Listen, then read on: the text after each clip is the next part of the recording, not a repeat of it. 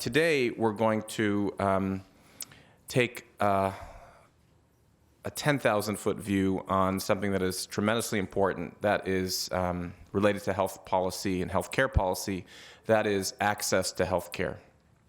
But before we begin, as I threatened you last week, you're going to be subjected to my storytelling. So I'm going to start off tonight's session with a true story. It's quite detailed, but quite interesting. So I encourage you to stick with me as I tell you the story that's entitled Man and Bird. In 1971, a British family doctor by the name of Julian Tudor Hart, for those of you who were last week will remember Tudor Hart, made an observation based on his clinical experience working in the National Health Service in Wales in the United Kingdom. He cared for a geographic swath of patients that had been assigned to him, a population that came from low-income neighborhoods. Cross-trained as an epidemiologist and therefore skilled in recognizing patterns related to health and disease, he noted that while he worked nonstop from 7 a.m. to 7 p.m. Monday through Saturday, his colleagues assigned similar-sized populations in the wealthier neighborhoods took Wednesdays off to golf, were home by 5 p.m., and dined with their families, and had both Saturdays and Sundays off. So he carried out a formal study of the National Health Service in London and discovered that this pattern was replicable across all of London's municipalities and sectors. In essence, he discovered that doctors were far busier in low-income neighborhoods than in high-income neighborhoods, both because of a much greater burden of illness in these neighborhoods and because of an undersupply of healthcare providers relative to this need. He first coined this phenomenon the inverse care hypothesis, and later, as the pattern was found to hold across the globe, the inverse care law. Tudor Hart's law states, quote, "The availability of good medical care tends to vary inversely with the needs of the population it serves. This operates more completely where medical care is most exposed to market forces, and less so where such exposure is reduced." Can I ask you to close the back door for me? Thank you. Physicians, nurses, and social workers, pharmacists who work in safety net settings in underserved regions are familiar with the inverse care law. They feel it in their gut. Always aspiring to reverse the inverse care law, we often feel as though we struggle like Sisyphus pushing with all our might to roll that giant boulder up the mountain, only to have to do it again and again. That was the introduction. Now the story, part one, the man. One morning in 2000, I enter my outpatient clinic 20 minutes early for my morning session. The clinic's waiting room is already filled beyond capacity, the elderly, the uninsured, and the disabled, all wedged together as if on an immigrant ship, hopeful travelers bound for the promise of Ellis Island. The odor of unwashed clothes, soiled with layers of sweat and soured by urinary incontinence, mixed with repugnant fragrances of cheap cologne and cheaper alcohol, come together to create a prototypical olfactory concoction, a public hospital clinic scent that is somehow both putrid yet deeply compelling. I carefully navigate through the already overcrowded waiting room, past the searching eyes and around the wheelchairs, and gravitate toward the back of the clinic, spotting the chin-high stack of charts that my medical assistant has obtained from the medical records department and set up for my review. This is before we had electronic health records.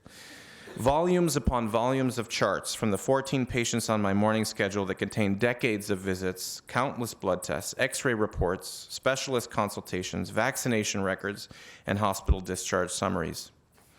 Making the most of my time, I quickly leaf through it any notable clinical events that have transpired in the interval between today's upcoming visits and the last.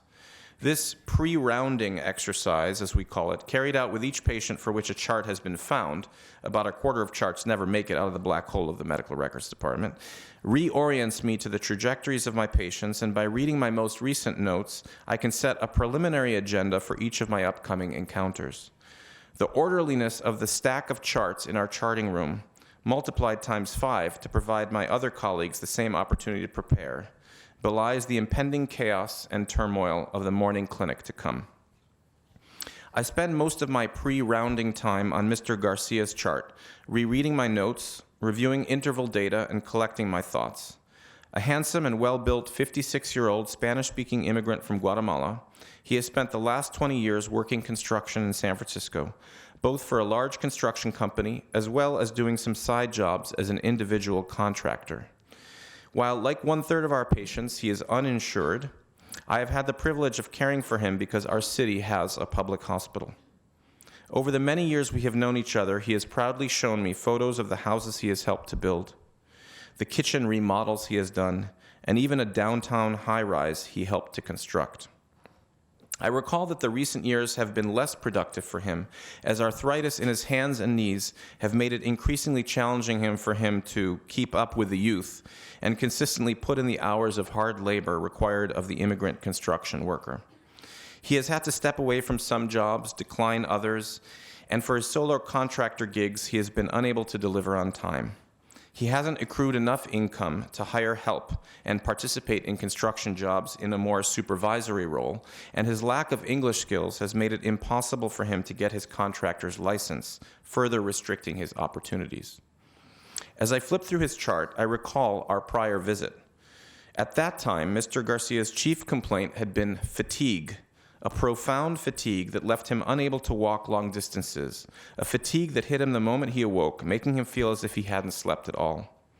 Multiple potential medical diagnoses to explain the symptom of fatigue instantaneously peppered my mind. Yet before I fully gave in to them, I reminded myself that the most common cause of fatigue in primary care is depression. So after eliciting more details on his fatigue and carrying out a quick review of symptoms related to organ systems whose failure could result in fatigue, I gently queried him about his mood.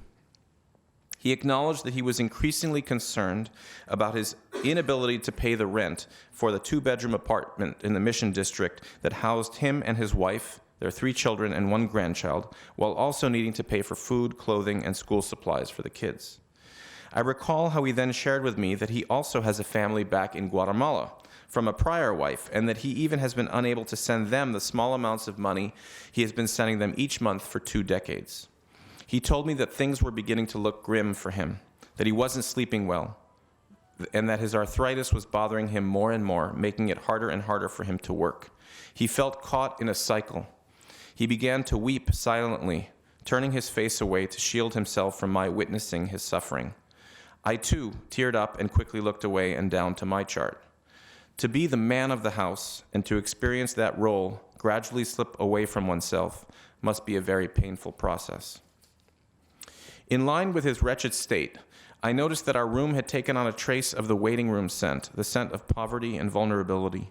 After expressing my compassion for the situation he had found himself in, my confidence in his ability to manage this challenge, and my commitment to do my best to help him get through this, I quickly explained the common causes of fatigue, including depression and anxiety, and ordered the routine blood work to evaluate fatigue, thyroid function tests, blood count, etc. Since he was reticent to go deep with a discussion about a diagnosis of depression and any associated treatments, I simply asked him to take the next few weeks to consider whether he would like to receive some professional counseling and to let me know at our upcoming visit whether he felt he wanted to talk to me more about it and get some treatment. As I continued to leaf through his chart, I am further reminded that his blood work had been notable for a fairly profound anemia. It's a low red blood cell count, one that could very well explain his fatigue. I read my note that documents the telephone call in which I had informed him of the anemia and instructed him to obtain additional lab studies just before our upcoming visit to evaluate whether he had the kind of anemia caused by iron deficiency, which prevents the adequate production of red blood cells, versus a type caused by red blood cell destruction. Today's visit would allow us to discuss the results of this second battery of tests and consider any further workup of his anemia. After we greet each other, I ask him about his symptoms. He tells me his mood and his fatigue are about the same, but his arthritis pain is worse, especially the pain in his back. I tell him that I don't remember his arthritis affecting his back, and he responds, "Well, I guess it does now." He asks me about the most recent lab tests. Since these have not yet been filed in his paper record, I call these up on my late 20th century office computer. While his anemia persists, there is no evidence of iron deficiency, and while there is also no evidence that his red blood cells are being prematurely destroyed, it appears that his bone marrow is simply not producing new red blood cells at a pace to make up for the anemia. As I interpret these results for him, my brain interrupts my speech with an associative phrase: anemia and new back pain, anemia and new back pain, anemia and new back pain. The connection between these two entities leads my mind straight to cancer. This is a typical presentation of cancer, anemia and back pain. And while many cancers can spread to the bone marrow and spine, there is one that originates within the very cells of the bone marrow, taking over the space where blood cells are produced, and over time, seeding itself into many parts of the skeletal system, especially the spine. Known as multiple myeloma, at the time this cancer was not curable, but was treatable. Treatment can prevent suffering and significantly prolong life. Multiple myeloma, this bone marrow cancer, can be detected with a blood test or a urine test and is confirmed with a bone marrow biopsy, a painful but definitive procedure. This back pain of yours, is it new for you? I ask. Well, I always have pains, but yes, I guess it's kind of new. I tell him we need to keep looking for the cause of the anemia, and I order a spinal x-ray and another set of blood tests and a urine test. I ask him to return in 1 week, and I squeeze him onto a schedule that is already fully booked. Part 2, the bird. I finish my morning clinic at 1:45 p.m. As I exit the building and take a deep, recuperative breath, glad that I have that intense flurry of activity behind me, my pager goes off. It is the babysitter of my 4-year-old twin boys. I call back. She is hysterical. I'm unable to understand what she's trying to tell me other than something about my son, Eitan. My heart is racing. She can't answer my simple questions. I yell at her to put Eitan, the 4-year-old, on the phone. A moment later, "Hi, Daddy."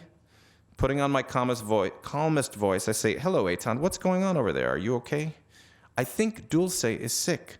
He just sits there on the bottom of his cage. He just stares at me. I took him out now. He's in my hand. He doesn't even fly away." Dulce is the twin of Guapo, Gabriel's parakeet. The two boys and the two Guatemalan birds have been inseparable for over a year. "Oh, I'm sorry, Eitan. We'll figure it out. Can you put Yasmin back on the phone?" "Yasmin, please pull yourself together. Everything will be all right. Just put Dulce back in his cage. I'll call a vet and see if I can get an appointment. Then I'll rush to be home by 4 o'clock. For now, please read some books with the boys, but in a different room." Part 3, the man. While Mr. Garcia's x-ray is normal, both the blood and the urine tests are highly suggestive of multiple myeloma, the bone marrow cancer.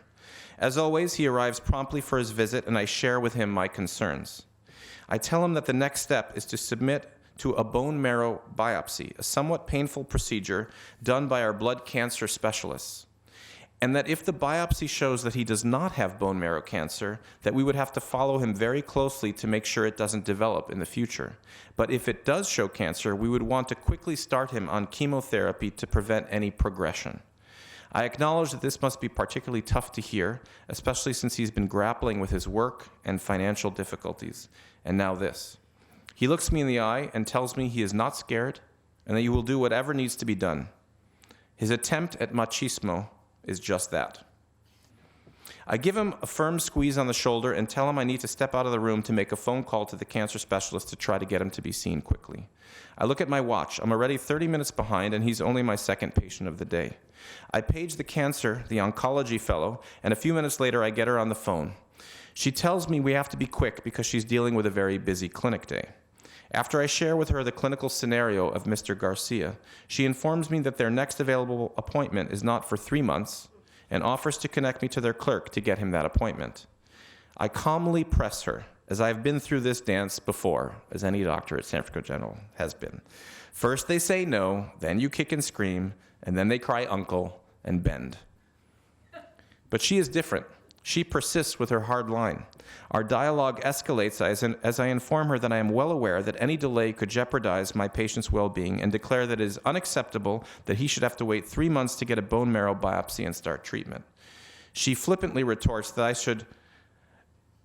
I should just send him to California Pacific Medical Center, a chic private hospital up the road. Since we both know that the uninsured are not welcome anywhere else in the city or in the Bay Area, I accuse her of being stone-hearted and demand to speak to the chief of the oncology clinic. She tells me she'll pass my message on and that I'll get a call back at some point, and wishes me and my patient good luck. I re-enter Mr. Garcia's room and tell him, in as soothing a voice as I can muster, that I'm still working on getting him a timely appointment, that he should go home, and I'll call him in a few days with a date, time, and location. Early that afternoon, I am indeed called by the chief of the hematology and oncology clinic. She confirms that she has absolutely no availability before the 3-month appointment I was offered. When I forcefully push back, she tells me about the metastatic breast cancer patients, the lung cancer patients, and the advanced colon cancer patients who are also in line, how many of their patients don't speak English or don't have a home, which makes care even more complicated and time-intensive, how their service is swelling beyond capacity, and how one of their oncologists just quit because of the working conditions. So she is dealing with an acute on chronic problem of inadequate supply relative to the demand. She suggests that if I have a genuine complaint about her clinic, then I should submit it to the Director of Public Health and do it on behalf of all of the patients that are in her line, because the department holds the purse strings. I thank her for this pointless suggestion and ask her if there is a logic to her line, whether it is simply a first-come, first-serve or a needs-based decision. She responds by asking me if my patient has visible fractures on X-ray, any kidney failure, or a high calcium level, all complications of multiple myeloma. When I report that as of yet, thankfully, he does not, she says, well, since you asked, that's how we make our decision about who gets bumped up the line. I decide that in a medical world characterized by a mismatch between high demand and low supply, her decision-making makes perfect sense. Part 4, the bird. I open the yellow pages and find the number of the Bay Area Animal Hospital 2 blocks from my house. I tell the front desk staff that I am aware that it is already 3 p.m., but I'm wondering whether I can get an urgent same-day appointment. When I tell them the scenario, they quickly respond that they don't do birds. They suggest I call the San Francisco Bird Hospital, located about 4 miles east. Really? A bird hospital? But she's already hung up. I phone the bird hospital. Sure, we can definitely make room for Dulce. We even have evening hours if that is more convenient. Relieved that Dulce could be seen so promptly, I set an appointment for 4:30 p.m. that afternoon and call my wife so she can participate in this clinical rite of passage for our boys. I swing by my house to pick up the boys and the birds, and we all converge on the Bay Area Bird Hospital. As we step into the clinic entrance, my breath is taken away by the glimmer and shine of a pristine and empty waiting room. When I recover my breath, I smell an enticing trace of pine and spruce and hear the faint tweets of birdsong being piped in. We are greeted by a lovely receptionist who shepherds us right into a spacious exam room. The bird vet, donning the classic white coat, but accompanied by a toy-like miniature stethoscope, enters the room with a sparkling white-toothed smile. So, what's going on with Dulce? She asked my 4-year-old. He's sick, he says, offering up the bird to her in his little cupped hands. I quickly take over the conversation and quickly fill her in, describing a syndrome that in medicine we term failure to thrive. I make sure she is aware that I am a physician. No problem, we can get right on this. She carries out a cursory physical exam, including inspecting and palpating from crown to cloaca, from crest to claw. She opens the bird's beak and takes a peek into his mouth and then a quick listen with her stethoscope. In hushed tones, she tells me and my wife that she detects what might be a mass in Dulce's underbelly. We see this all the time in these Central American parakeets, probably a hepatocellular carcinoma or a germ cell tumor. They're prone to get these in their first few years of life. I steal a glance at my wife and nod over to our boys, sending her a visual message that it may be time for us all to say our goodbyes to Dulce. But no worries. Let's perk this bird up with a quick gavage and grab an x-ray and we can take it from there. I've done a lavage, before I say, basically pumping someone's stomach clean, but what's a gavage? Oh, it's basically the opposite. It's when we put high caloric nutrients and fluid into the bird's stomach. It really perks them up. She turns to my boys and bends down to their level, bringing forth all her empathy. She says, "You'll see. It's safe and easy, and your bird will be just fine in no time." She moves toward the door to leave the room with Dulce now cupped in her hands. As she grabs the doorknob, dollar signs are spinning in front of my eyes like the spinning fruit in a slot machine. I ask myself, how much is it going to cost for a bird that we bought for $9.99 at our local pet shop? I jump in before she leaves. But what is an x-ray going to show? Wouldn't you need a CT scan, a CAT scan to find these types of tumors? She smiles again and gives me that empathic look again. Turns out, doctor, with birds, x-rays are as good as CAT scans are in humans. Sees right through them. We'll get our arms around this soon enough. As she dashes out of the room before I can stop her. My wife and I spend the next few minutes trying to make a plan for a quick exit, while trying to delicately explain to our boys that Dulce is actually not going to be just fine. Part 5, the man. Over the next week, I fail in my attempts to get him an earlier appointment. I phone him to let him know about the barriers I am encountering, but reassure him that I will keep advocating, including reaching out to other hospitals, and that I might have to even admit him to the hospital. He tells me his wife has been worried sick, but he is patient. He is gracious and grateful, and we share a warm goodbye on the phone. I had no idea then that I would never see or hear from him again. Over the next week, I call the 4 other hospital systems in the city, including the University Hospital and the Catholic-run hospital, but they do not offer my patient the, quote, charity care that they so often claim on their tax forms.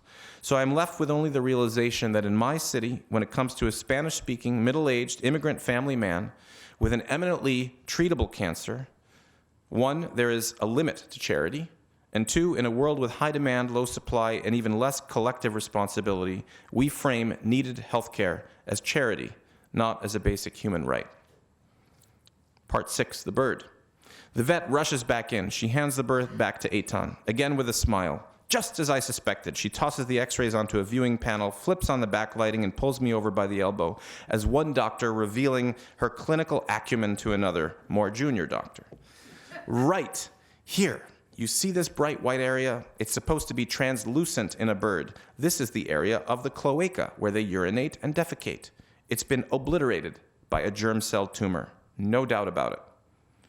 All right, then, I say, so we should maybe talk about... The great news, though, is that these tumors are super responsive to chemotherapy. You know, a cisplatin, corticosteroid-based regimen. And more good news is we can start it today. You can bring Dulce in weekly until we begin to see a response. No cures, of course, but they definitely respond. I stare at her in disbelief, my mouth agape. I turn my back to the boys and pull her aside and ask under my breath, can we not talk about chemotherapy, please, and maybe discuss, more of a palliative care kind of approach? Palliative care, she hisses at me, her eyes on me like daggers. Don't you realize you could give Dulce another 3 to 6 months of quality of life? Wow, thank you, but I think we'll just take the bird home. She looks at my wife and my boys as if searching for a sane person to rescue this clinical encounter from its deeply troubling and unethical outcome. Well, if you're all sure that's what you want, and to be clear, that's not what I do, but if you're sure, at least take home a syringe of Cipro to give Dulce twice a day for 5 days. But Cipro is an antibiotic. How is that going to help? We find that it just does. And she hands me a prepackaged 3cc syringe filled with a milky substance, holding my hand in both her hands, providing me with a degree of bedside comfort, fitting closure for a final visit with a dying parakeet's family. The syringe is already labeled Dulce. Part 7, the man. I phone Mr. Garcia again to give him an update, struggling with how I can encourage him to stick it out, knowing that he has a cancer that is growing while he waits. As the phone rings, I imagine his family gathered around the kitchen table, anxiously asking each other when the doctor is going to call so that Papa can begin treatment. I imagine the strong face he puts on for them, telling them to relax, that everything will be just fine. His eldest daughter answers.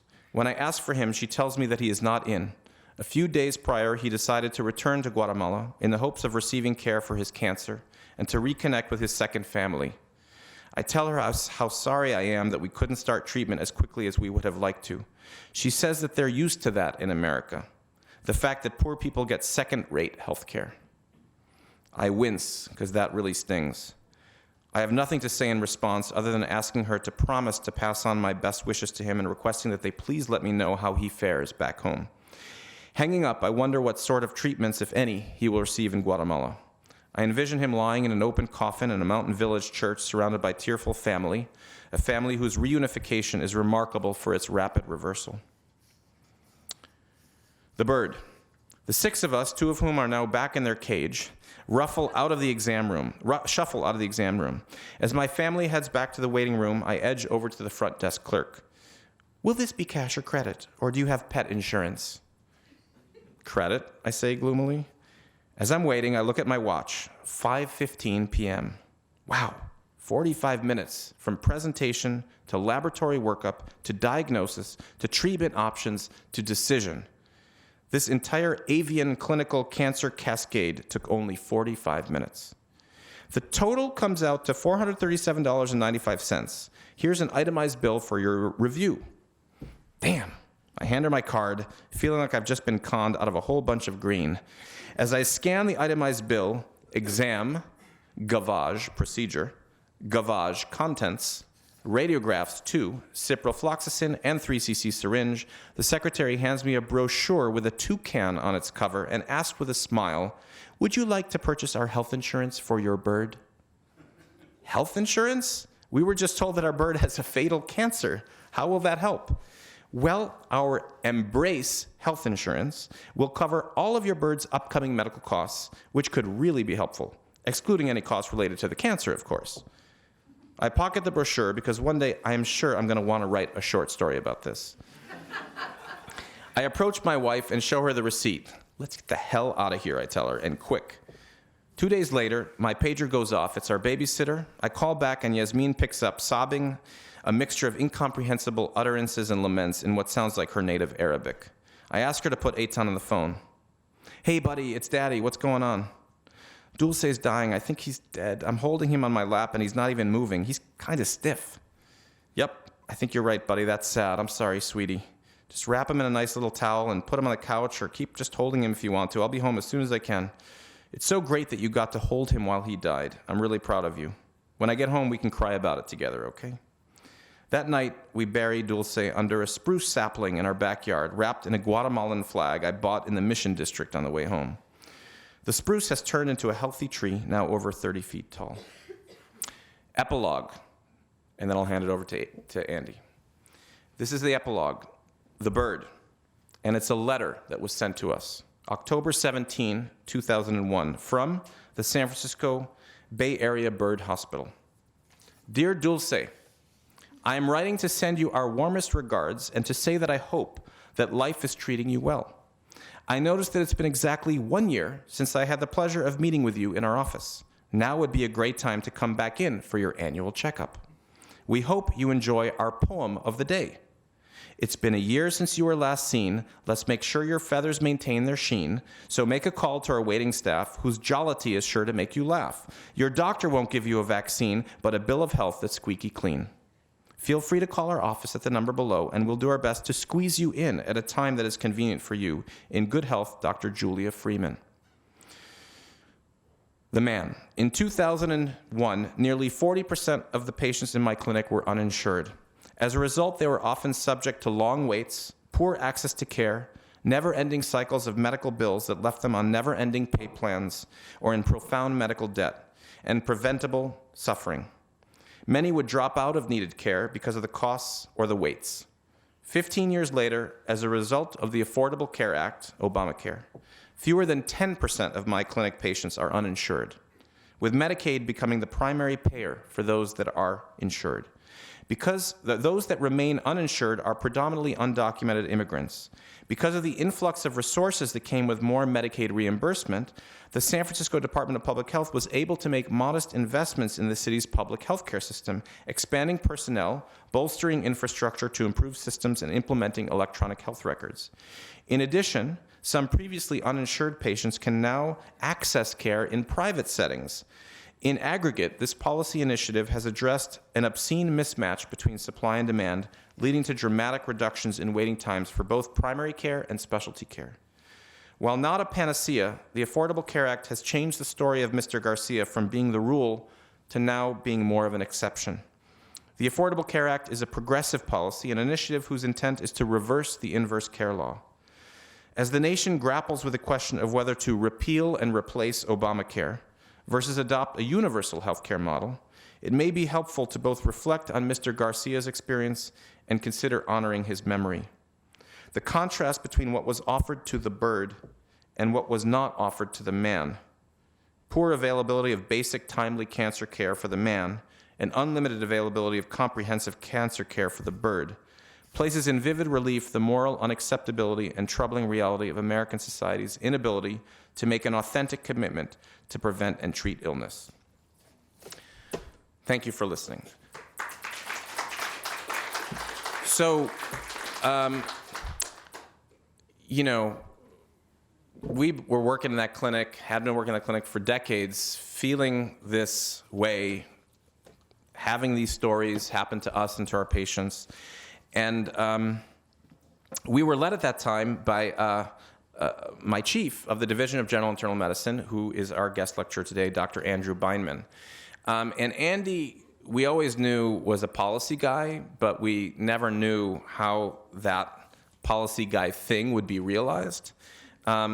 He stepped away for a sabbatical for which I covered him that turned into like a 2 and a 3, and I was like, okay, just the never-ending sabbatical. He got a Robert Wood Johnson Policy Fellowship and worked in Washington, D.C., in part working with Representative Henry Waxman on sort of the language and the implementation of Obamacare.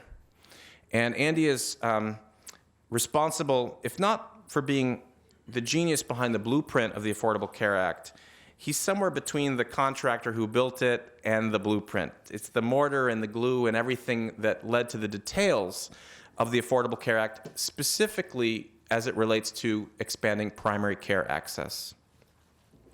Andy then was offered one of the most important research jobs in the United States, which is to direct the Agency for Healthcare Research and Quality, which is a branch of Health and Human Services at the federal government. And he was really revolutionizing that agency. And then the unbelievable happened. A new president got elected, and I think the next day he got a letter on his desk. We can talk about that in our fireside chat. He's still bruised by it. So he, thankfully for us, he returned to California, but he has continued to have a role in the federal government. He is still a senior advisor in the Office of the Assistant Secretary for Planning and Evaluation within the U.S. Department of Health and Human Services, so he's still trying to keep his hand in. And what Andy's going to talk about today is, I think you're going to take us on a journey through the development of the Affordable Care Act, what it has meant to Americans, and the current state of affairs with respect to how it's being jeopardized and what the future might hold. Is that a fair summary of what you're going to talk about? Andrew Bindman. Thank you. Just in terms of the very basics, to sort of say, what is this law again? What's the chassis that it's built on? And basically, there were sort of 3 related concepts. And this is really important because as you think about some of the discussion that's gone on with repeal, that you realize if you have a 3-legged stool, that if you pull out one, then the stool can't stand up anymore. So what was going on at the time that President Obama was elected was a lot of discussion, you'll probably recall, in the newspapers and elsewhere about people couldn't get health insurance, unlike the bird, couldn't get health insurance when they had a prior existing condition. And so there was this problem that many people who needed to use the healthcare system could not access it because insurance was not made available to them. And actually both parties were really bought into that as something that needed to be fixed. And when they went to talk to insurance companies about this, insurance companies would say, yeah, we get that, but the problem is that if people only show up when they're sick, then we get the most costly people in the system, and that's really doesn't work as a business model for us. We need people to come in when they're healthy and to support the people who are sick in that system. And that's really the idea behind the individual mandate, to get everyone sort of in the pool together. And then, of course, if people do develop illness or have needs, then, in fact, there's adequate resources between those who are healthy, who are contributing, who are not deriving as much of those resources to help subsidize the costs of those who are more sick. And that's the individual mandate part. Of course, the individual mandate has been a source of much discussion about why do I have to buy this thing and so forth, and we can come back and talk about that. But basically, it is to try to get everyone in the pool. The problem is if you make everyone get in the pool, health insurance is not a cheap thing, right? So there needs to be some way to make sure that lower income individuals have a way to be able to buy into that. And so the law then essentially set up two tracks to be able to do that. For the very lowest income folks, they made the Medicaid program more available. They basically expanded that. And secondly, for the slightly higher income group, they provided subsidies on a sliding scale to be able to buy health insurance through an exchange, or what we call here in California, Covered California. So that's the basic chassis of the system. And I mentioned that the Medicaid program expanded. That was a fundamental part of the program. Medicaid is a federal and state shared program, meaning that the federal government and the states put up some money depending on the state. Our state is a sort of a 50-50 state. Half of every dollar is spent by California and half is given by the federal government. What changed with the law is that it used to be that Medicaid covered people with disabilities, low-income children, and low-income children and their parents. What it didn't cover was low-income adults who did not have children. And so one of the things we did with the Affordable Care Act is we actually created a new category of eligibility that basically allows adults who do not have children but who meet this low-income standard to be able to come into the Medicaid program. So that was essentially what the Medicaid expansion was all about. And then the other main feature of the ACA, which really is the one that's most strongly associated with people saying Obamacare, Obamacare, Obamacare, Obamacare is actually the whole law, but the feature that became new for many people is these ideas, these health insurance exchanges, or what are now referred to as marketplaces. Most states do this through the same shared one, the federal one, but states were given the option to set up their own. California, because it's a pretty big market, decided we'll do this on our own and we'll set up our own. The analogy I use for what they are, it's kind of like a farmer's market. It's basically where vendors, insurance companies come in and compete on price and quality, just like if you go down to the Ferry Building or any other farmer's market, you can see side by side different people selling similar things, and you can price shop and make your decisions. The other rules associated with these marketplaces was that they couldn't decide if someone came forward and said, I want to buy your peaches, I want to buy your health insurance, the vendor couldn't say, sorry, I don't want to sell it to you. It was guaranteed issue, which was a real change from what was going on with pre-existing conditions of being able to say, I don't care if you're applying, I'm not letting you have it because you have a pre-existing condition. It also set up this thing called essential health benefits. And so this was also a really big deal before the Affordable Care Act, which was that a lot of people were buying individual health insurance coverage, and then they would get sick. Maybe they got breast cancer diagnosis or something, and then they'd go to use their insurance, and they'd find out on the small print it would say, this is health insurance unless you actually need to use it. And so that basically, it turned out that many of these insurance policies were not worth the paper that they were written on.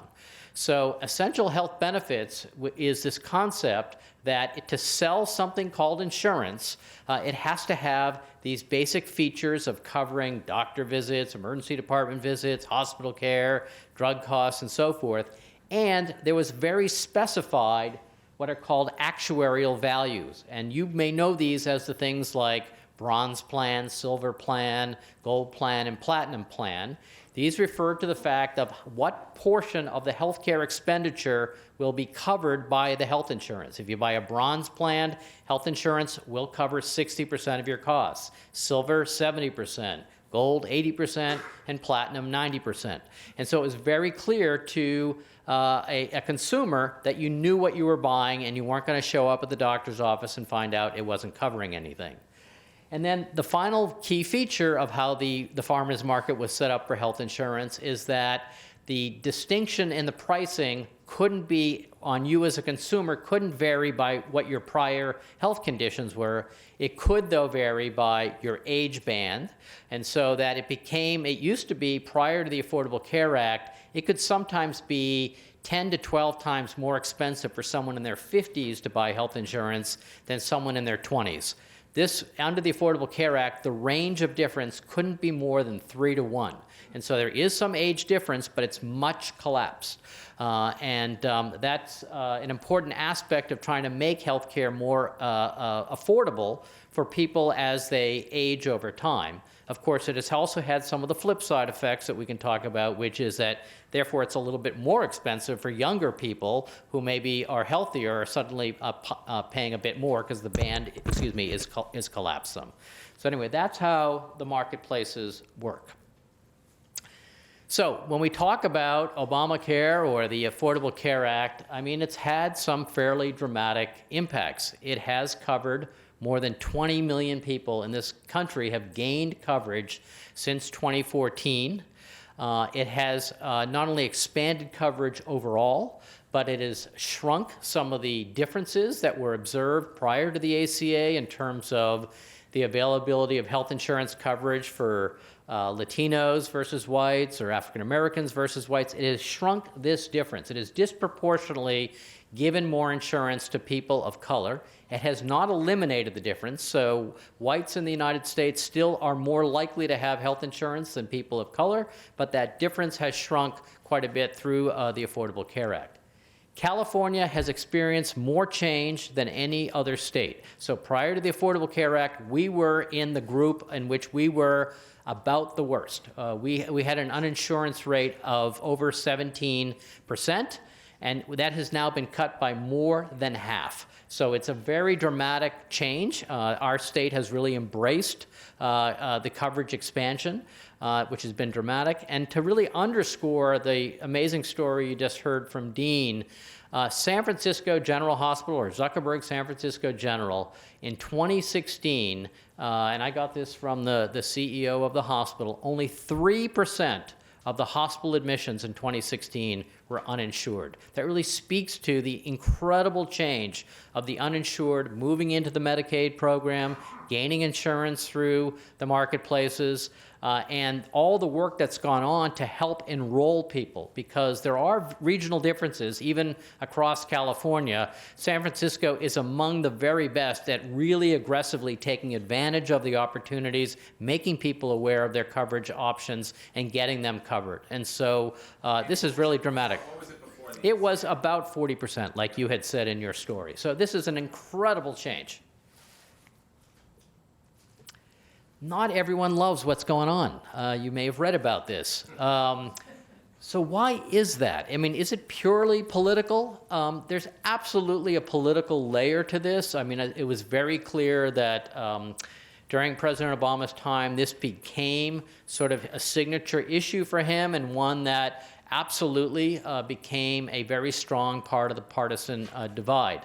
But I do think that there is also some legitimate aspects that need to be considered why people could disagree about why isn't it a good thing that we got 20 million people covered with health insurance. And the critique from the Republicans takes the form of these main key issues. One is they think that there's an overemphasis on the access and coverage rather than on cost. And in particular, they are concerned that the expansion of coverage has happened through entitlement programs, specifically expansion of Medicaid and the development of a new entitlement program, the subsidies that are available to help low-income people buy insurance through the exchanges. Entitlements basically work as follows in this country. Probably many of you understand this, but if you qualify on the basis of what is written into law, it's not then an arbitrary decision on the part of the government to decide whether or not you get that. So if you are of a certain income group and you qualify for the Medicaid program, the state can't come along and say, that's very nice, but we're full up on our Medicaid program. We'll let you know when there's an opening. It's an absolute entitlement. And so in a sense, this is something that is raises concerns about whether or not this creates an open-ended obligation on the part of the federal government to support the costs of these programs. So I just want to make sure you all understand that, and that that's a key issue in terms of those who critique the Affordable Care Act. Another criticism is one of the features I mentioned to you under the marketplaces or the farmers market approach, which is the creation of essential health benefits of what insurance has to cover. And the concern has been that Republicans have said, well, if you make health insurance have to cover doctor visits and hospital visits and ED visits, and actually the example that's most commonly used that perhaps you've heard in the news is, well, if I'm a man, why would I buy health insurance that has maternity coverage? We could get into what that possibly means, but you know, that's the notion that, like, don't I just want to buy the benefits that I specifically need? You know, that's an issue that is raised about whether it's making health insurance more expensive. It's kind of akin to what went on in the car industry in the past when airbags were invented, and there was this discussion about whether airbags should be a required feature of cars that are sold in the United States, because of course it did make cars more expensive. And the question was raised, well, shouldn't that just be a choice whether people want airbags as opposed to, no, it's a requirement? And so these are the kinds of decisions that do get argued in our public discourse, and decisions are made about consumer protections versus costs and so forth. And then, of course, the individual mandate has been an ongoing sort of punching bag for those who do not like the Affordable Care Act, because in general, Americans are individualists, and so we don't like to be told to do anything. And so the mandate is, in fact, something that is identified as requiring people to buy a particular product. And so, you know, again, there's a lot of products we don't necessarily require people to have, but there are, of course, other kinds of insurance. You can't drive a car without having car insurance in California. It's not to say that people don't do it, but it is the law. And so, but that is an issue that is raised as part of the critique. Let me, though, really, again, further emphasize why I think there is some, you know, legitimate things to concern ourselves about with regard to costs. So this is the federal federal budget. The federal budget going back to 1974, and you can see it's projected forward over time. The vertical line coming down is pretty much where we are now. So over time, pretty much the federal government spends about 20% of the GDP in the United States on federal government stuff. Now, that stuff includes the bottom area is Social Security. You can see it's sort of hung out in the ballpark of 4 to 5% over this time period. And the big news here is that the red area corresponds to healthcare programs and the portion that these entitlement programs are taking up of our federal budget over time. And what's happening is you can see that there's basically a widening of that red band, not only up till present day, but projected to continue to widen going forward.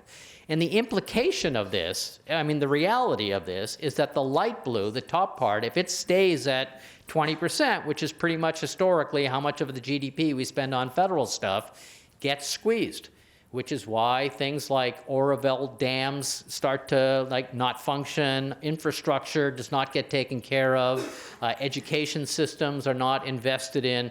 Basically, if healthcare costs are growing, as they have been for many years, faster than other parts of our economy, that it squeezes out other things that we might want to make investments in. And so this is, in fact, sort of at the heart of a lot of the concerns that people have, which is, hey, we don't want to be spending necessarily more at the federal government than about 20% of our GDP. Can we afford to continue to have the federal investment in healthcare costs and to put off these other things that are very good for our society as well, like infrastructure and education and so forth? And here's the other second half of that, which is critical, which is good news, medical care is working, we're all living longer. Bad news is we're all living longer. And so, if you look from 1966 to 2016, so over that 50-year period or so, we doubled from about 20 million people over the age of 65 to 40 million. And if you look ahead another 30 years, that's going to double again up to 80 million. So basically, the demographics of our country is that we are aging tremendously. And this, of course, has associated costs associated with, particularly for healthcare and other kinds of things. So this is a big part of why those who are providing through their taxes, particularly some of the very wealthy conservative voices are saying, are my taxes purely going to be funding health care for a growing elderly part of the population through these entitlement programs? And is that what I think is how we should be making our policy in the United States? So part two. Part two was when we had a change of leadership in the White House, and so that we were on a particular path, of course, with the Affordable Care Act. The Affordable Care Act was debated as part of the presidential race, and clearly President Trump has a different view of what should happen. So there have been various attempts to try to think about how to repeal, replace the various R words you might want to put forward to it. I want to just sort of simply identify kind of what has been at the heart of all the attempts to change the Affordable Care Act since Trump has come into the White House. It basically has been addressing two main things. First, the Medicaid program, in which it's talked both about trying to rapidly phase down the additional money that the federal government made available to expand Medicaid, as I talked about as the Affordable Care Act, but going actually well beyond that to put in place a block grant or a per capita cap approach. They're kind of similar. We could talk about the differences if you want during the question part, but basically this is moving away from an individual as an entitlement and moving toward giving states a fixed amount of money to take care of their Medicaid beneficiaries. And so that's a very different way of funding the program, and I'll talk to you about the implications of that in a moment. The other main feature is to address the individual market, those who buy insurance through the marketplaces, to eliminate the mandate for them to have to buy insurance, and also to eliminate the subsidies that were helping low-income people buy that insurance in the marketplaces. So you can see it's a direct attempt to deal with the entitlement programs, as I said, that are a key part of the Affordable Care Act. Now this, I think is really, you need to put this in context, because I told you the population is aging, that there is a widening of the amount of investment in healthcare in our federal budget. But this slide sort of puts in perspective which programs are actually being targeted and where the money is actually being spent. So these are kind of the main categories of programs that are there for both medical and social service support in the United States. And this is data from 2017 from our federal government spending. And so Social Security was $927 billion, Medicare program $590 billion in 2017. And those are programs that are clearly primarily targeting the elderly population. And you didn't see me say anything about those programs being cut or changed as part of the repeal. The programs that are being talked about are the programs that are on the right-hand side, which are the ones that are primarily there for the poor. The Medicaid program, which is $350 billion in 2017. The exchange subsidies to help low-income people buy insurance in the marketplace were $51 billion. And then the CHIP program, which I haven't talked about, which is basically sort of the next income level of children who don't qualify for Medicaid or slightly higher level is a $15 billion program. So, and in fact, the CHIP program, just incidentally, ended at the end of 2017 and has not been renewed yet for 2018. So it has also been, in a sense, on the hit list of programs to be eliminated. So the repeal efforts have really targeted the programs that are really designed to help the poor in this country and have really not touched the programs that would address the elderly, even though, you know, again, that is a policy decision, but if we're worried about costs related to the aging of the population, there's a little bit of a mismatch there.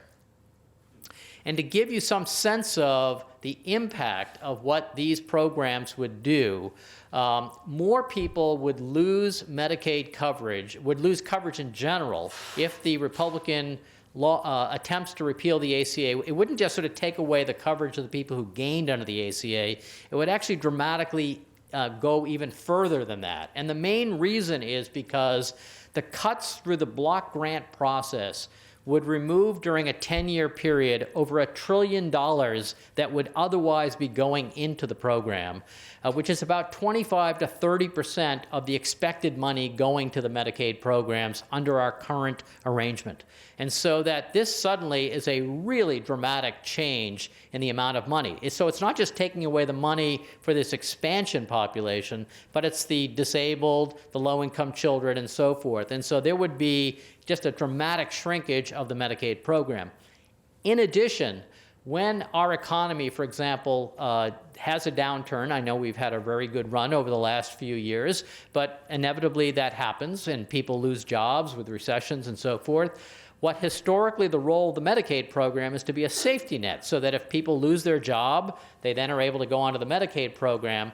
In a block grant arrangement, there's no expansion that goes on. It's basically the same fixed amount of money is being given to the state. And so if more and more people show up and need Medicaid coverage because they lost their jobs, there's no extra money around for that. Whereas as an entitlement program, that automatically follows and really functions as a safety net that can flex during those times. So it's a really different model of what is being talked about. Now, many people think here in California that perhaps we'd be different. We have a different point of view. We voted in a different kind of way.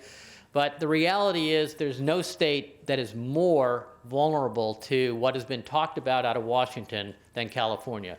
And that's because, as I already mentioned, California expanded coverage more than any other state in the country. Of course, we're a large state, but we also, on a percentage basis, made the biggest impact.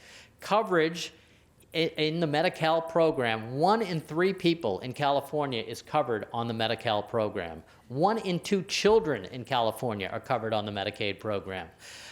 There's a lot we could speak about, like, gee, why are so many people covered on the Medicaid program? I'll tell you that more than 60% of the people who are covered on the Medicaid program are in households with people who are working. But we do have policies in this state which enable people to be working but not make enough money to get themselves out of poverty, and therefore they can still qualify and rely on the Medicaid program for their health insurance. But if these Republican policies move forward, this would have a very dramatic impact on the amount of money here. And one way to understand that, California last year spent $102 billion on the Medi-Cal program. Of that $102 billion, $62 billion came from the federal government to the state. And so you can understand, and there have been estimates done now, that if, for example, some of these repeal and replace proposals move forward, we'd probably be losing within a few years more than $25 billion a year from the Medi-Cal program.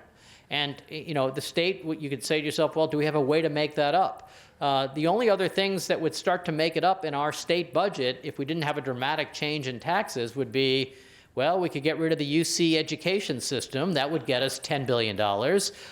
We could let a lot of prisoners out of prison, which I know there's a lot of good policies being talked about with regard to that. But there aren't a lot of flexibilities about where that could come from. And if we want to fix the Oroville Dam or do some of the other infrastructure things we need to do, it's going to be very difficult for us to fill that in. And so it's really a very difficult situation. Now, you've probably heard the Republican line about this is, well, we're going to give block grants, but we're giving states much more flexibility. So I want all of you who have children, who give your children allowances, to go home tonight and say to your child, hi, I'm going to cut your allowance by about 30%, but I'm going to increase your flexibility. They're going to be very, very happy about that.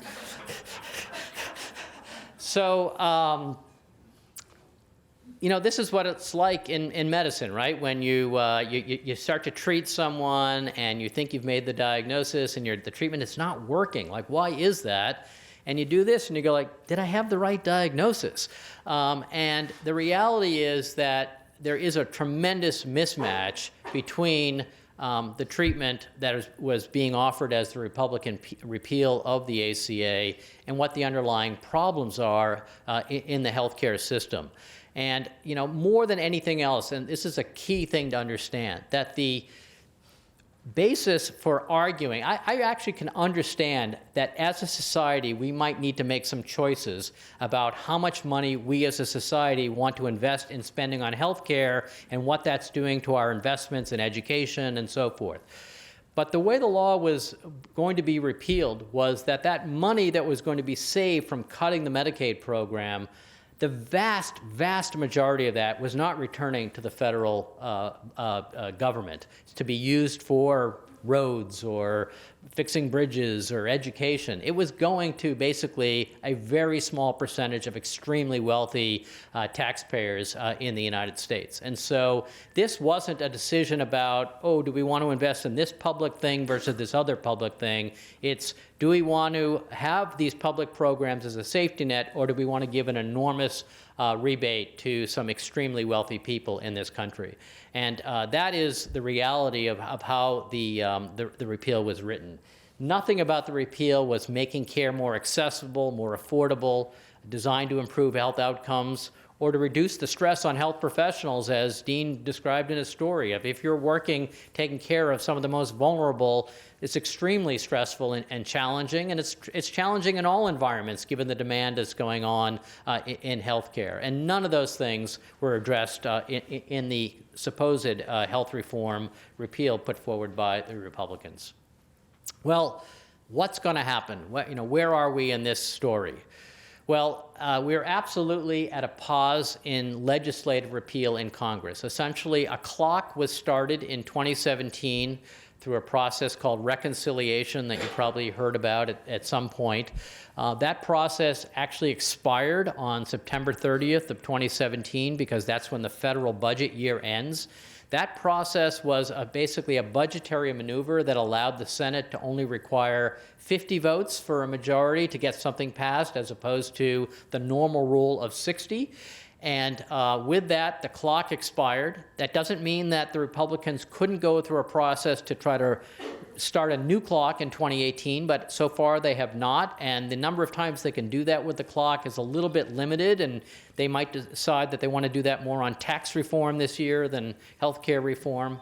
But I don't want you to breathe a complete sigh of relief if you're happy that the ACA has survived for another day, because I think there still will be attempts, and we're aware of them already, of using other kinds of budget processes and other kinds of legislative vehicles to attach particularly some of these cuts to the entitlement programs.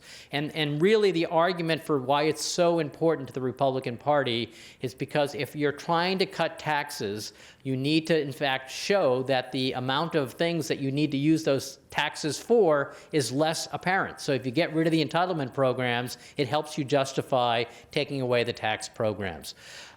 The other thing that we've seen use is the use of executive orders or changes of regulatory processes that are within the statute as currently written. And that includes things like Medicaid waivers and other regulatory maneuvers that are within the power of the executive branch that don't require Congress to act. And to give you a feel for some of those things, they're already a little bit in play, and they have been used clearly to try to sabotage the Affordable Care Act. So you may have been reading about that, open enrollment starts for these marketplaces for Covered California on November 1st. The federal government during Obama's time would have that open enrollment run for about 12 weeks. Now it's being cut down to 6 weeks. They're also not going to be promoting and telling people about it, so they've dramatically reduced the budget to make people aware that it's open enrollment time. So any of you who work here at UCSF or work for other companies, you're getting those emails now that say, hey, it's open enrollment for UCSF's health insurance. If you're out there and using the individual market, you're not going to get that through support from the federal government. Fortunately, California and Covered California is actually investing some of its own money to try to put that message out, but in many states, that is not going on. The federal government has also cynically decided that it would be appropriate to do like software updates always on the weekends during open enrollment period when, by the way, it's a much more convenient time for people to be able to purchase their health insurance. So they're going to have healthcare.gov be down on the weekends when it might be useful for people. They're going to be, you've heard last week or so about the executive order of withholding the cost-sharing reduction subsidies. And just to make sure you know what these are, so if you're a low-income person buying insurance through the marketplace, there's two ways that the federal government may be helping you. For the very lowest income people, everyone who's eligible in the marketplace, and that's between 138% and 400% of poverty, get some subsidy help from the federal government. That's written well into the law, and there's nothing to be debated about that. But there's a second portion, which is for the very lowest end of that, down closer to the 138% federal poverty level. There was additionally money made available to offset their co-payments and deductibles and so forth. And the federal government basically was directly paying insurance companies so that they didn't have to go to the lowest income people and say, give us your co-pays and deductibles and whatnot. And the way the law got written left some ambiguity about how that money was supposed to be appropriated by the Congress. It was challenged during the Obama administration in the courts. It was still actually going through the legal process. And the Trump administration has stopped that legal process and just written the order to say we're not going to be providing those anymore. And that's having a very dramatic impact on raising rates, because what insurance companies are doing is they're saying, well, if the federal government isn't following through on providing that money that we counted on, we have to raise rates another way to be able to collect that, because that's part of our anticipated costs. So that's what's going on there. And then also as part of that same executive order, the president signed, he basically has tried to put in motion an idea that there is things called associations, in which whereby, say, restaurants in an area could say, oh, we want to buy health insurance together for our employees. And by doing that, historically, because they were small independent companies, their employees used to be considered under the rules of the marketplaces like they were individuals or part of small businesses. And the rules that would apply to essential health benefits and so forth that I showed you in the marketplace would apply to those individuals. Trump is trying to change the rules to have those collectives actually be considered like large group insurance, the same we would get here through UCSF. And those rules don't apply to large groups. So the essential health benefit rule does not apply to like large employers. And the reason it does it is because there was no reason to. Large employers actually offer, on average, like the plans are much more like platinum than they are like the silver or bronze that are in the exchanges. And so, but what he's trying to do is say, oh, let's get all these, so that would allow insurance companies to sell things that are exempt from the essential health benefits, and so that he could try to siphon off healthier people from the marketplace exchanges, leaving only the sicker people there. And you know that leads to the death spiral of the costs going up for those who are left behind. So it really is meant to, again, undermine the marketplaces. And then the other way that they're attempting to unravel the power of the ACA is through Medicaid waivers. And this is a process that can be used in a constructive way, as it has been here in California. We use Medicaid waivers in which we're able to show that getting some savings through using things like Medi-Cal managed care, that we can derive savings and then reinvest that into our safety net and other ways to make care more available. Those who want to use these waivers for more cynical purposes of keeping people off the program are now making some of those decisions. So the person who's running CMS now, the program the agency that oversees Medicare and Medicaid, came from Indiana, where she wrote Medicaid waivers that were about, oh, well, we will only give Medicaid in Indiana to people who will either pay co-payments or can prove to us that they're aggressively looking for work, that they are, if they have unhealthy behaviors like they smoke or obese, we can penalize them for that. And so basically making it more barriers in the place for those who are most vulnerable to be able to take advantage of the safety net programs. And there are also even ways within the ACA that states can manipulate through something called basic health plan waivers, ways that they can try to capture the subsidies that low-income people get in the marketplaces and redistribute those in ways that could actually help higher-income individuals. And you may have actually just seen in the paper today, Iowa was trying to do that, and the Trump administration was trying to support their doing that.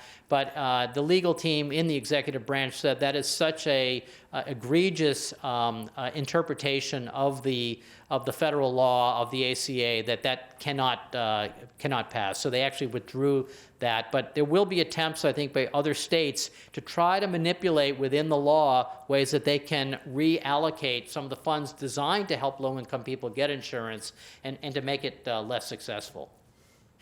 Now, given all this, we're also seeing, certain kinds of political reaction, and California is certainly been an example of that. Nationwide, we are seeing that the ACA has never been more popular. When I first came back from working in Washington on the ACA, people said, "Oh, that's nice. You worked on a big bureaucratic thing." Now I feel like people talk to me like I'm a war hero. So I guess this, as time goes on, it just ages even better. So, but it's really fascinating that there's nothing like taking away something that finally makes people realize that they had something, right? It was almost like those funny things that we used to hear. When the ACA was being debated and being implemented, there were those, news people would go out and talk and say like, well, keep the government out of my Medicare, and people not understanding like, no, that is a government program. I think people have come to and Jimmy Kimmel and all these late night, do you like the ACA? Oh, love that. What do you think of Obamacare? Oh, that's horrible. That basically is a lot of confusion out there. People have been getting clearly much more educated, and the ACA's popularity has definitely grown substantially. I'm seeing stuff here. There has been quite an active resistance to the repeal process. People have really been mobilized and going out to different members of Congress. There's been very noisy town halls, trying to advocate to not repeal the ACA. And then something we can talk more about perhaps during the chat is the single-payer movement has definitely gotten itself, some legs back under it again, where people are starting to say on the left, well, gosh, here we did this thing. It actually works with a lot of the pieces that still include many aspects of the private market. It's got private insurance companies, private providers. I mean, it's not that radical in terms of how it's changed our healthcare system. Maybe, in fact, we didn't go far enough, and now we need to do that and think about how to address some of the fragmentation issues and so forth. So single payer is something, and you probably have seen that the California Senate voted out a bill to move forward on single payer, and it's being discussed now in the Assembly. What do I think needs to happen to turn the tragedy of what we're dealing with a little bit into hopefully a happier ending? I think fundamentally the process really matters. I mean, I think it's extremely unfortunate that the ACA, which was really adopted so many of the ideas that Republicans had put forward over the years, it was basically a lot of it was drafted off of what Massachusetts had done under Mitt Romney as a Republican governor. But fundamentally, the Republicans did not engage in the process of the ACA and have used this as a watershed issue.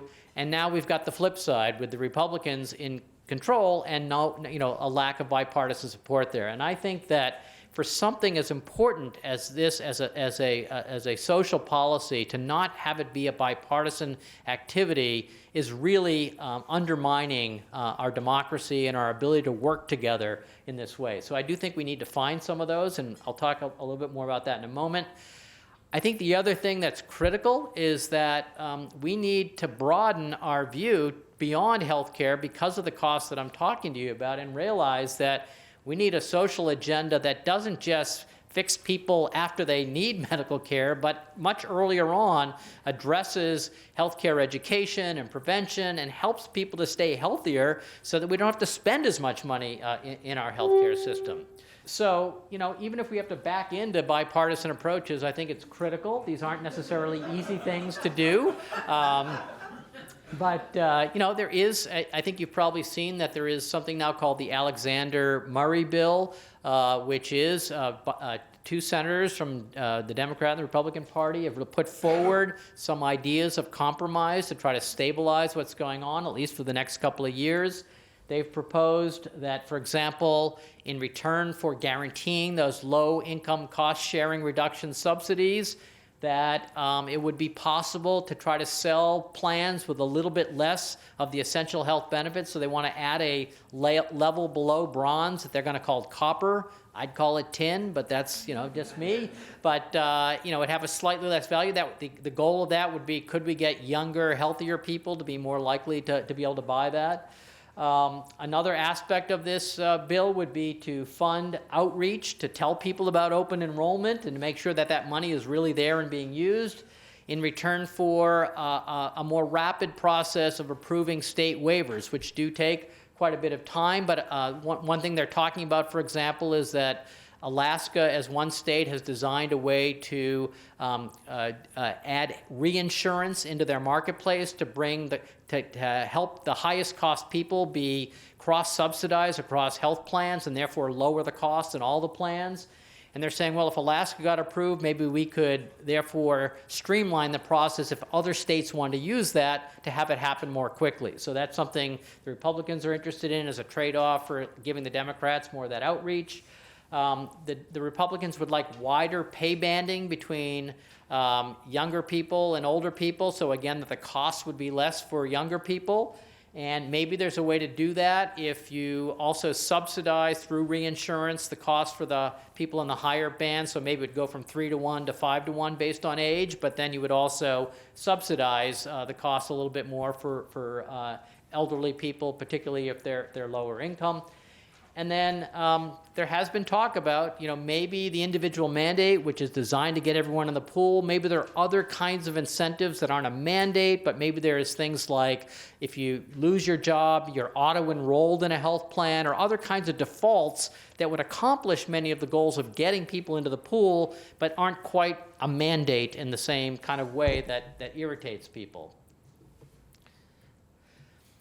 And just to emphasize what I was saying a little while ago about the social agenda, this just gives you that perspective about how important is healthcare in health, right? And it's been estimated it's probably at most in the ballpark of about 25% of what determines health on a population basis. They're all the contributions of health behaviors is on a par with that.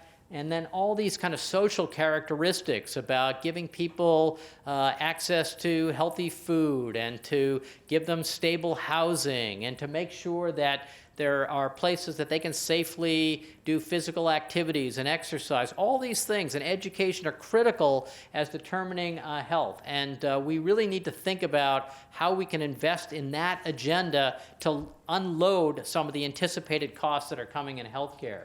And if you look around the world, many other countries do this much better than us. The U.S. is famous, and they're sort of in the middle of the slide there.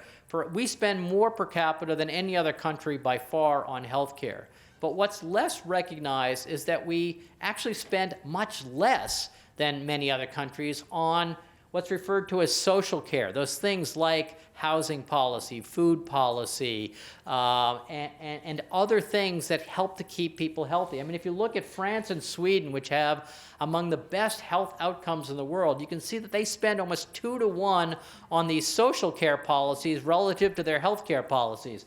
In the United States, we're just the other way around. We spend almost twice as much on health care than we do on social care. And so this is something I think we also really need to be talking about in terms of making an intelligent set of policies for our country to keep our population as healthy as possible. And I just want to do a shout out here for Zuckerberg San Francisco General, because I think, in fact, that is the place that is really helping to lead the way to think about integrating social policy and healthcare policy. There has always been, because of how much we've realized about the social vulnerabilities of our patients, the need to think cleverly about how to integrate medical care and social care to deliver whole person care. And I just think it's a phenomenon that we have been able to do that with some of the challenges that Dean referenced financially, but I think it's also been a little bit of the mother of invention for us to realize how to find efficiency And I think it's been critical. Another key aspect of Zuckerberg San Francisco General is, in fact, the academic public health partnership that extends into the community that really allows this kind of integration of social programs and healthcare programs and evaluation of them to see what really works. And I think it really is a model that I'm both proud to be a part of, and that I think that we should continue to really learn from as we try to make intelligent policy going forward. So I think the idea of innovating, evaluating, and implementing is the cycle that we all need to be on with our healthcare system. And finally, I just want to say what gives me hope, because I know there was a lot of things that are not so happy in the story that we're in the middle of. It certainly raises concerns, but I would say that being here at UCSF, it's still amazing to see that the people who apply to our health professional schools, to our medical schools, so forth, are just incredible in terms of their idealism, their mission, their desire to really make a difference and to help people in need. Our students, I think, are more engaged than ever in these issues, and maybe that's the silver lining of when, in the same way the ACA has become more popular, I think our students have really awoken in a really inspiring way to what's going on and are engaging in the issues. I think they're smart to recognize that there's both tremendous power in what medical care can offer, but it also has limitations, and that we do need new solutions to think about how to integrate medical care and social care in our policies. And basically, they give me the hope, because I think we do need a revolution. It's rarely started by old people like me, and I'm hoping and excited. I'm so glad we have the incredible faculty that we do at UCSF who encourage and inspire these students, because I think they will help us get out of this, the bit of the nightmare that we're in. So thank you very much. I hope this has given you some insights into our debate, and I look forward to the discussion.